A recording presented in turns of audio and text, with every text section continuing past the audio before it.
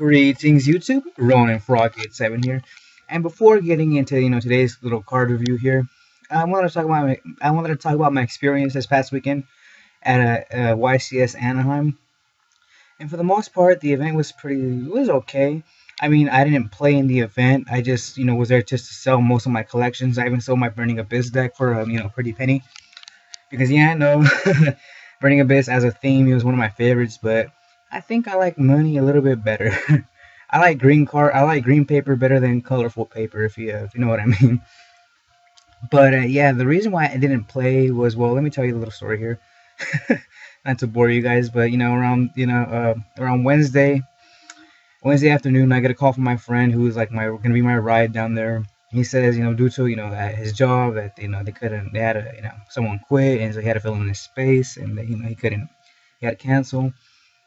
That's all crap. And I didn't have any other rides lined up because everyone else is who I talked to, their cars were full, and I was like, God, and I don't want to go there by myself. And so I was like, oh, wow, fuck me, right? And so Friday night, one of my friends calls me up and he's like, oh, I want to go too. I have an empty car.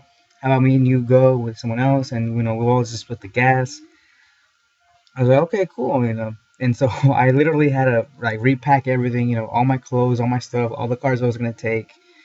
And so I live in Northern California, and so Anaheim is like about 6-7 hour drive.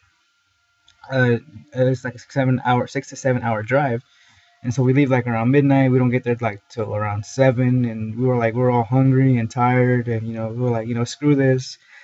We're not gonna play. We're not prepared for this that much event, anyways. We just wanted to come, and so we just like were there just all day selling our cars and stuff.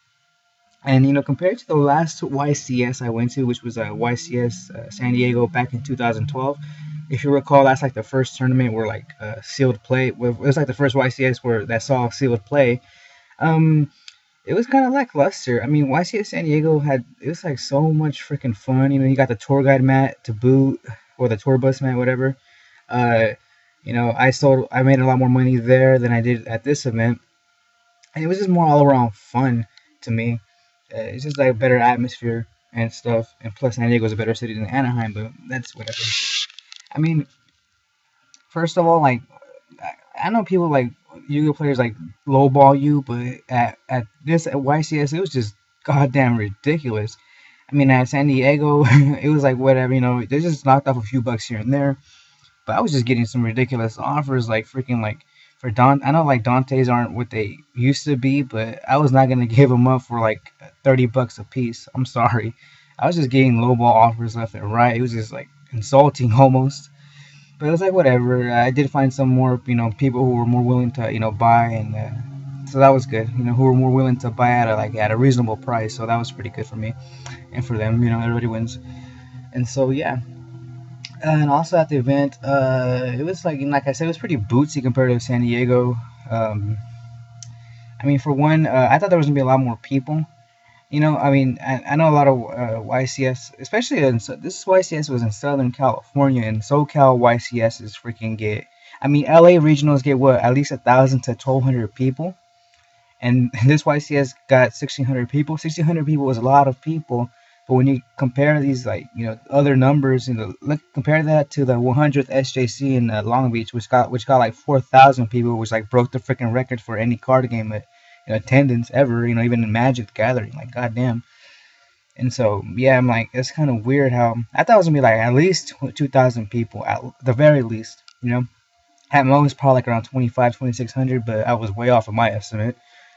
And so yeah, as far as I so day one, just go there, sell, meet some friends, sell most of my collection there day one, and like despite all the lowball offers, I did meet P Bunny, the YouTuber that I did meet. I met P Bunny. He's a pretty cool guy. So let's talk to him for a minute. He was in the tournament, so he's pretty busy, and so yeah.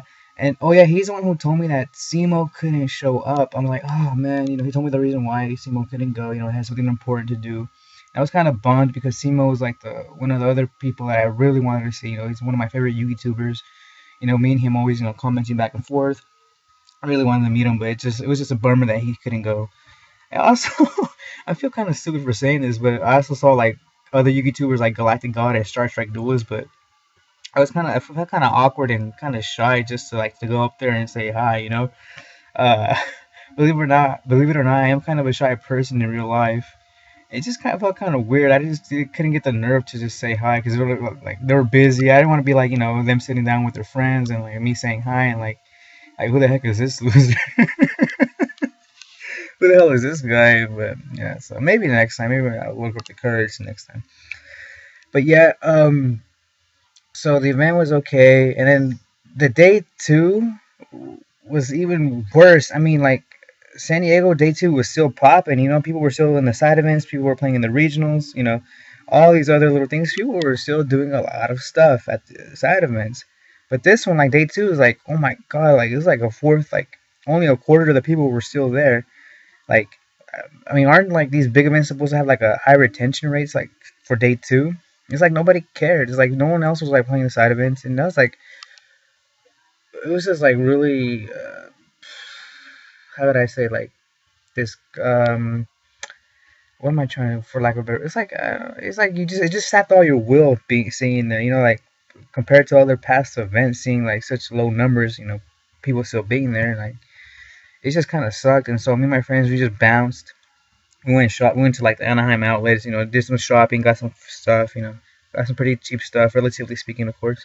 We didn't go eat, and then yeah, we just went home. So I mean, I had a lot of during the event with my friends. I had a lot of fun, not the event itself, but with my friends, hanging out and stuff. I had a lot of fun, and so yeah, that's about basically sums up. And sorry guys, I didn't take any pictures or like take any video because like because my phone was freaking dying all yeah, my phone was like, I have an iPhone, and those are notorious for like having shitty battery life, and so it was either be on my phone and or like take pictures and like video, and fucking when I take videos, it just just drains the fucking battery, and I was like, oh, maybe next time, maybe like because I when I in front of a camera, guys, when I do my videos in front of the camera. I use my iPhone. I use my phone, and so yeah, I need to buy a separate camera, which which is what I'm trying to say here. And just buy like a different camera so I could just do videos on that. But anyway, and I not be worried about battery life. So maybe next time, I'll be more prepared. Um, so yeah, so that's that about that. And let's get to this little card review I wanted to do. This is like another Secret of Eternity card. So it was revealed like over a week ago. Nothing major, nothing groundbreaking, but for a lot of you like me, like old school players who've been playing like since the beginning, who really love like the Duelist Kingdom arc, and whose like favorite characters are like Yugi and Kaiba and Joey, this one's for you. And that card is called Skilled Blue Magician. It's a light spellcaster level 4 with 1800 attack and 1800 defense, and the effect is as follows. Each time a spell card is activated, place one spell counter on this card. When that spell card resolves, max 3. You can tribute this card with 3 spell counters on it. Special summon one guy, the Fierce Knight monster, from your hand, deck, or graveyard. You can banish this card from your graveyard and target one card you control that can have spell card counters placed on it. Place one spell counter on that card.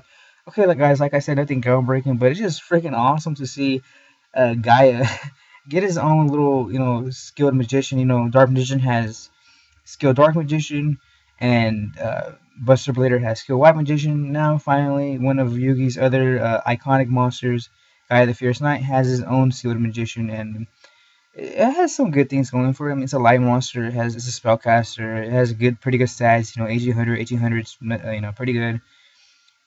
And it also has another effect that the other two don't. I believe. I don't think the other two magicians have this effect where like you can just banish this card from the graveyard and target one card that can have spell counters on it, and you just place one spell counter on it. Things like Royal Magical Library and whatnot.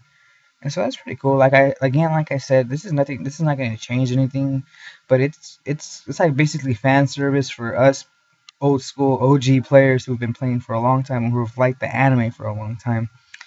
And yeah, it's just pretty awesome. That's why I want to talk about this card. Hardly anyone's talking about it, and for good or has talked about it. This card's been known for a while now. But I just wanted to talk about it. I love the artwork too. And it's just I love it when Konami just puts these things in for the fans. And so yeah, guys, let me know what you guys think. Did you guys go to YCS Anaheim or anything, or or what other cars in the future do you want to see Konami, make more supportive? Personally, what I want, and Neo the Magic Swordsman. I know like there was like another Neo, like a grown up Neo, whatever, like in Return of the Duelist, I believe, like that level 6 spellcaster, but that doesn't count. I want like a real proper retraining of Neo.